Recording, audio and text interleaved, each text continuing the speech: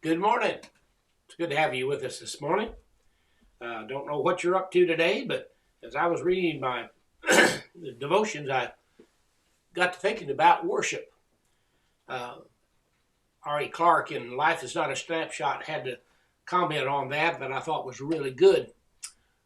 He talked about coming back from a mission trip in the Dominican Republic. Says, I always come back from a mission experience with a serious question about worship. Not only what does most of us experience week by week in our churches, but my own personal worship time.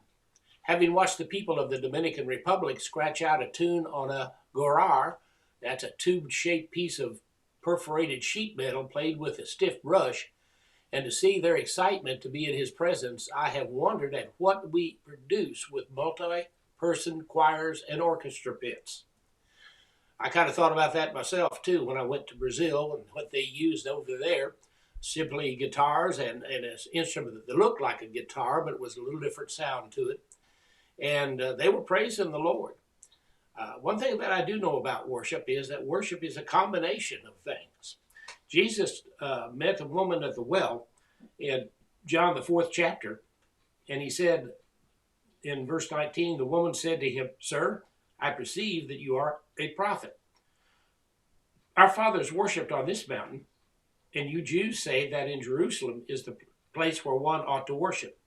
Jesus said to her, Woman, believe me, the hour is coming when you will neither on this mountain or in Jerusalem worship the Father. You worship what you do not know. We know what we worship, for salvation is of the Jews. But the hour is coming, and now is, when the true worshipers will worship the Father in spirit and in truth, for the Father is seeking such to worship him. God is spirit, and those who worship him must worship in spirit and truth. I thought that's a pretty good statement there in the scriptures about worship. We do a lot of things in worship. Question is, are we really worshiping? I think there are three things that we need to remember about worship. First of all, it's the attitude that you have when you enter into the congregation or into the church to worship. What are you thinking about? What is pressing upon your mind? Are you focusing upon who God is and coming to have an encounter with him? Secondly, I believe that worship is two-part in a church. Number one, the music is very important. I believe the music is what allows us to worship personally.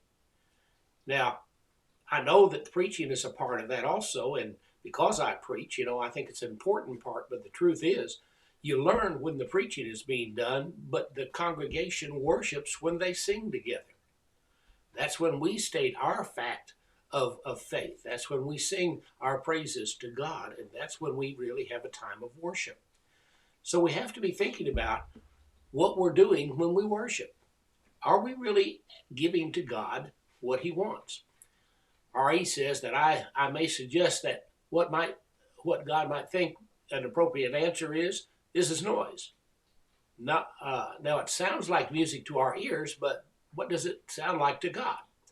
Is it beautiful in his presence, and does it invite his presence? I can hear the naysayers saying, this is not the Dominican Republic. I know that. But I also must conclude that some of what we do is not worship either. The woman tried to place worship upon a certain mountain. We try to place worship into a certain style. Jesus placed worship squarely into the context of the person worshiping. That's why he told her that it's not, Jesus said to her, Woman, believe me, the hour is coming when you will neither on this mountain or in Jerusalem worship the Father. As we think about worshiping God this Sunday or any day, is it not time to ask, where does God fit in to our worship? Something for us to think about as we approach Sunday morning. Looking forward to seeing you. God bless you. Keep safe. God is good all the time. Have a great day.